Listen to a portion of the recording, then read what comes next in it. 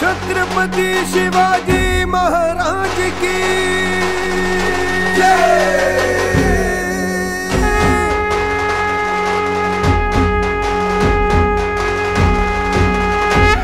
हिंदवी स्वराज्याचा संकल्प प्रत्यक्षात उतरवणाऱ्या छत्रपती शिवाजी महाराजांचा महाराष्ट्र,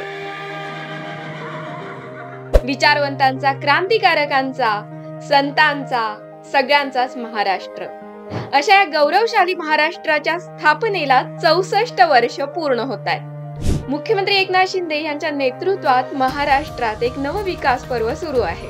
संयुक्त महाराष्ट्राच्या चळवळीत 106 हुतात्म्यांच्या बलिदानामुळे 1 मे 1960 रोजी मुंबईसह महाराष्ट्र राज्याची स्थापना झाली। गेल्या 64 वर्षात अनेक स्थित्यांतरे झाली, मात्र सध्या एकनाथ शिंदे यांच्या रूपाने महाराष्ट्राला जमिनीवर काम करणारा मुख्यमंत्री लाभलाय। मराठी माणूस आणि महाराष्ट्र हा त्यांच्या जिव्हाळ्याचा विषय। फक्त निवडणुकीसाठी मराठी माणसाचं राजकारण न करता मुंबई बाहेर गेलेल्या मराठी माणसाला मुंबईत आणण्याचा निर्धार मुख्यमंत्री एकनाथ शिंदे यांनी केला आणि त्यासाठी बांधकाम व्यावसायिकांना, मध्यमवर्गीयांना परवडणारी घरं बांधायला सांगितली आणि त्यासाठी आवश्यक असणाऱ्या सगळ्या सवलती सुद्धा दिल्या। महाराष्ट्राच्या शहराची नावं बदलण्याच्या फक्त घोषणा होत होत्या, आता अंमलबजावणी झाली आहे। औरंगाबादचं छत्रपती संभाजीनगर झालं, उस्मानाबादचं धाराशिव झालं, अहमदनगरचं लवकरच अहिल्यानगर होतंय। छत्रपती शिवाजी महाराजांचा 350वा राज्याभिषेक सोहळा मोठ्या अभिमानात रायगडावर साजरा करण्यात आला। ज्या आग्र्यात महाराजांना बंदी बनवण्यात आलं होतं तिथेच दिमाखात शिवजयंती साजरी करण्यात आली।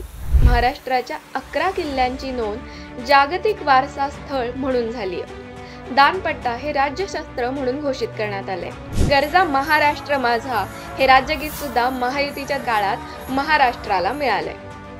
मुख्यमंत्री शिंदेच्या नेतृत्वात महायुती सरकारच्या काळात महाराष्ट्राची $1 ट्रिलियन अर्थव्यवस्थेकडे वेगाने वाटचाल सुरू आहे। देशाच्या प्रगतीत महाराष्ट्राचं मोठं योगदान आहे। समुद्राला भेदून जाणारा अटल सेतू, गेम चेंजर समृद्धी महामार्ग आणि देशाच्या आर्थिक राजधानीत जागतिक दर्जाचा कोस्टल रोड याच महायुतीच्या काळात जनतेसाठी खुला झाला।